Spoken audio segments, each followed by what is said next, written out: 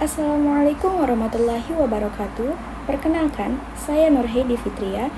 Nah, pada pertemuan kita kali ini kita akan mempelajari mata pelajaran Akidah Akhlak dengan materi akhlak tercela. Nah, pasti kalian belum pada tahu kan apa itu akhlak tercela dan apa saja sih akhlak-akhlak tercela itu? Nah, untuk mengetahui lebih lanjut, mari kita saksikan video berikut ini. Selamat menonton.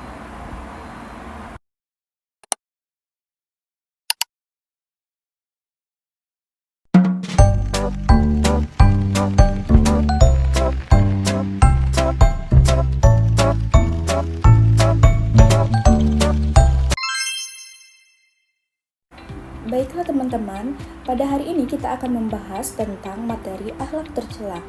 Nah, apa sih akhlak tercela itu dan apa saja sih yang termasuk di dalam akhlak tercela? Nah, jadi hari ini kita akan membahas 3 perilaku akhlak tercela. Yang pertama yaitu egois, yang kedua berkata kasar, dan yang ketiga berbohong. Adapun latar belakang akhlak tercela dalam konteks ajaran Islam merujuk pada perilaku dan sifat yang dianggap buruk dan dilarang, yang dapat merugikan diri sendiri maupun orang lain. Istilah ini sering disebut sebagai akhlakul mazmumah. Akhlak tercela adalah tindakan atau sifat yang bertentangan dengan nilai-nilai moral dan etika dalam Islam. Tindakan ini tidak hanya berdampak negatif pada individu, pelakunya tetapi juga pada masyarakat secara keseluruhan. Dalam Islam, akhlak tercela harus dihindari karena dapat mendatangkan dosa dan kerugian. Jadi, akhlak tercela ini sudah pasti mendatangkan dosa dan merugikan diri sendiri maupun orang lain. Selanjutnya, kita masuk kepada pokok bahasan. Nah, pada pembahasan pertama kita akan membahas tentang perilaku egois, di mana egois adalah sifat manusia yang cenderung mengutamakan diri sendiri secara berlebihan tanpa memperhatikan kepentingan atau perasaan orang lain. Jadi, teman-teman, kita tidak bisa hidup sendirian di dunia ini. Pasti kita hidup membutuhkan orang lain. Jadi, untuk itu kita harus saling membantu. Kita jangan hanya mementingkan diri sendiri tanpa memperdulikan orang lain. Sifat yang hanya mementingkan diri sendiri disebut dengan sifat egois. Egois di sini sudah pasti masuk ke dalam akhlak tercela dan akhlak yang membuat kita berdosa. Selanjutnya kita mengenal ciri-ciri perilaku orang yang egois. Yang pertama, maunya menang sendiri dan tidak mau mengalah. Contohnya, seperti di dalam sebuah kelompok, ada satu orang yang hanya mau pendapatnya didengar dan dipakai tanpa mau mendengarkan atau mempedulikan pendapat orang lain atau pendapat temannya. Jadi, perilaku ini disebut dengan perilaku egois karena mau menang sendiri. Yang kedua, tidak peduli dengan orang lain, seperti sikap acuh, sikap tidak peduli, acuh tak acuh. Nah, jadi itu tidak peduli dengan orang lain.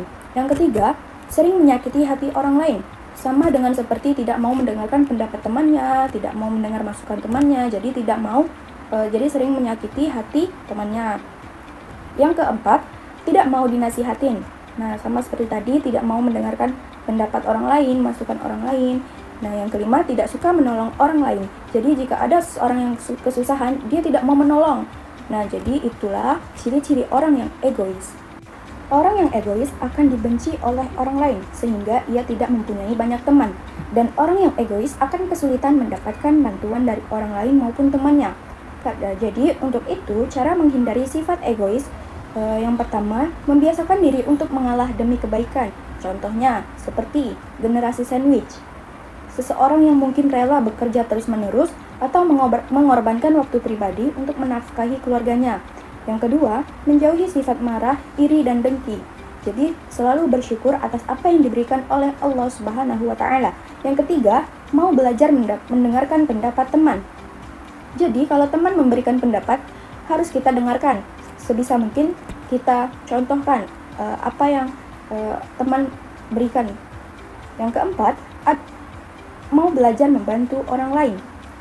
Contohnya seperti ada orang yang kehabisan bensin, harus kita tolongi dengan cara bisa mendorongkan motornya atau dengan membelikannya bensin. Nah, yang terakhir, menyadari bahwa kita butuh orang lain.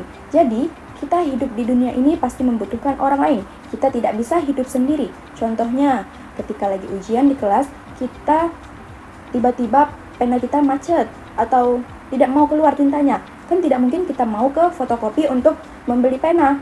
Otomatis kita akan kehabisan waktu.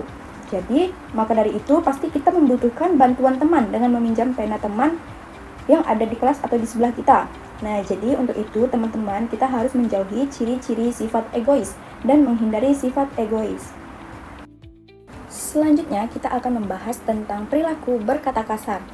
Berkata kasar adalah menggunakan kata-kata yang tidak pantas, tidak sopan, atau mengandung unsur penghinaan, ancaman, atau pelecehan terhadap orang lain.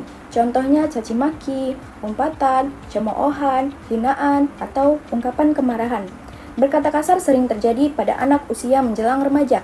Beberapa alasan anak berkata kasar diantaranya ingin menunjukkan keberanian. Yang kedua, ingin menunjukkan diri bahwa ia bukan anak yang manja. Yang ketiga, merasa dianggap keren di hadapan teman-temannya.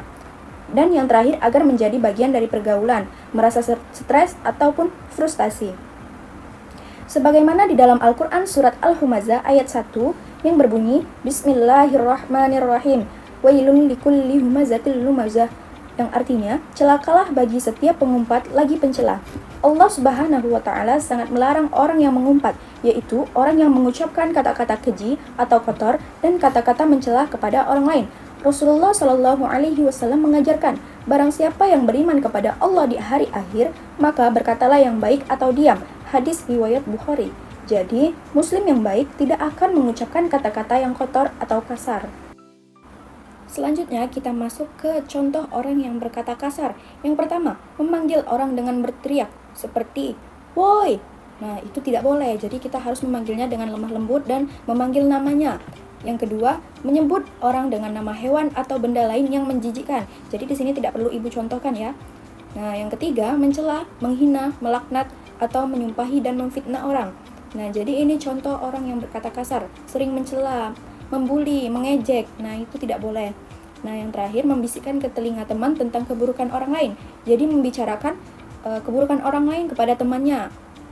Nah, selanjutnya kita masuk ke cara menghindari berkata kasar. Yang pertama, belajar bersabar. Lebih baik diam ketika marah, belajar berkata yang sopan. Yang ketiga, bergaul dengan teman-teman yang baik. Jadi, lingkungan ini sangat berpengaruh kepada diri kita. Di mana jika kita memilih lingkungan yang baik, yang bagus, maka ikut pula kita dengan perilaku yang baik. Jika kita sebaliknya mengikuti lingkungan yang negatif, maka kita akan ikut terjerumus ke perilaku yang negatif. Nah, yang keempat, sering meminta maaf saat berbicara dengan orang lain. Yang terakhir, menghindari pertengkaran atau perdebatan. Sebaiknya jika ada perdebatan atau pertengkaran, kita mengalah, agar kita tidak mengucapkan kata-kata yang kasar. Nah, yang ketiga ada sifat berbohong. Kebohongan atau yang juga dikenal sebagai kepalsuan adalah tindakan menyatakan sesuatu yang tidak benar dengan tujuan untuk menipu orang lain.